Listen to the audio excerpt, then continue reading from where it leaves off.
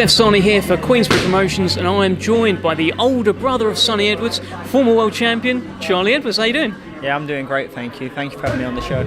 Thanks for talking to us. So, you gave up your WBC World Flyweight Title. It must have been a really hard decision. Yeah, it was a very, very, very hard decision. More for pride and ego sort of things. It was the right decision. It killed me to make that flyweight limit. People forget, before I dropped back down to flyweight, when I got beat off Casimero in 2016, I moved up because I was dead at the weight. 2 years at super flyweight campaigning, I dropped back down because I got the opportunity. And then the year being flyweight again, fight by fight I deteriorated. It got harder and harder. My body was trying to grow and I was holding it back. My fat percentages were super low. And it come to a thing where the biggest achievement in my life that I always wanted was the biggest hindrance. The pressure got real, and it really it made me unhappy. Yeah. So I had to do what was right, and for my own health. The fight with Martinez was a blessing in disguise, 100%. Because what I had to do to make that weight was really scary. I was on death's door making that weight, and who knows what could have happened if the fight went on. I could have been seriously hurt, so it is what it is, and then now I know, like, I'm not going to let my pride and ego get in the way of my health. How quickly did you know? Was it going into the fight, or was it after taking a couple of shots from him that, do you know what, this weight isn't for me anymore? I'm not myself. 4 weeks to go. Yeah. We done a 3-week check weight, and I was so dry on it, and it was like, I think I was 3 kilos heavier than the actual weigh-in, and I was so dry with 3 kilos still to go. And then the final check weight, I pulled my coach, and it was the first time I had it in my head that I couldn't do it no more. But I pulled my coach aside, and I was like, this was the final check weight where I had to be the super flyweight limit, which was 52.3, and I was so dead. I was dead then, and I still have 3 pounds to go. And I said to my coach, I was like, I can't do this weight after this fight. I have to move up or whatever. Like, I can't do it no more. And he laughed. He went, don't worry, I've already been speaking to my missus about it. Been speaking about it for weeks. I've seen it. I can see it. You've outgrown this weight now. So I don't know. Maybe I knew it. I knew that was going to be a hard night's work no matter what. So whatever happened in that fight, it was a real blessing, man. It was. And now you're up at super flyweight. I think you've got you'll have a strong WBC ranking, presumably. So what happens next with that? I'm ranked number 3 at the WBC convention. They put me top in the number 3 position. My first fight is going to be actually at bantamweight. I'm walking around now at like 63 kilos, and I'm still not blown up. I'm still actually in good condition because I've been training and doing a bit more strength work and that.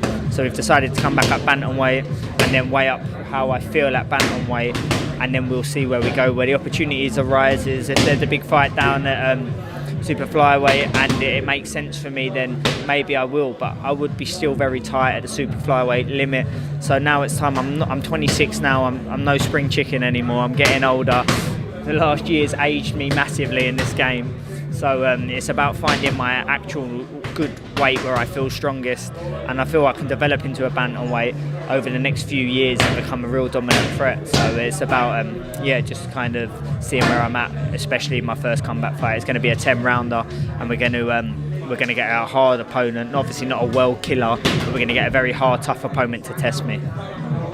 So the bantamweight division, which you should be going in now, has a big fight this Saturday night on BT Sport at the Arena Birmingham.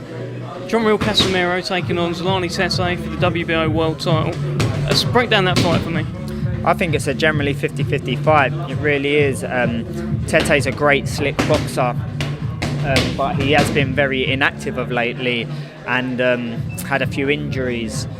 Casimero is no joke. He's a real killer, and he can punch, and he's a ruthless, spiteful fighter, and he's a very talented, good fighter who makes people miss, makes people fall short, and it's going to weigh up into a great fight because Tete's tall and rangy, and he likes to box, but then Casimero does like a tall fight because he can put him over the top. So it's going to be a very interesting fight. I'm really not sure how it can go 50-50. My heart, I'd like to see Casimero. Obviously, I've been beat by him. So me and Casimero are actually still friends. Like after the fight, I owe him a lot because he taught me a lot of things, and I probably wouldn't have become a world champion without him in the kind of my journey. So we speak still on Facebook and that, and we stay in contact. So I hope Casimero does it. He's had a really hard, tough time, and it'd be nice to see him crowned the world champion again. But like Tete's a real nice fella too. I see what he said about me on your thing the other day, and do you know what? I respect him because he's honest and he's real. And I agree with him totally. He's no Charlie Edwards, what Charlie Edwards was in 2016. I was a very inexperienced young boy, and I was very naive to the sport. So what he said, I've got no bad blood or animosity towards him, and I do agree with him. But I do wish him well in the fight. It will be a great fight, but I want Casimero to win just because I've shared the ring with Casimero, you know. What should Tete be wary of then? Definitely the punch power. Definitely the punch power. Casimero can punch. He's still to this day the hardest puncher I've ever been hit by, and he's very awkward and tricky himself. He likes to go low and he's spiteful, and he is a bit dirty. So it's going to be, he will be looking for the KO every round of the fight. You know, that's how he fights. He's had a hard upbringing, hard life. So yeah, he's just got to watch out for the power and especially the timing of his shots over the top. Sonny Edwards, showtime. He's back December 21st. He's finally getting a British title shot at one of your old belts. You must be pleased with his career so far from a big brother perspective. Oh, unbelievable. Sonny has done everything and more that anyone's ever asked from him.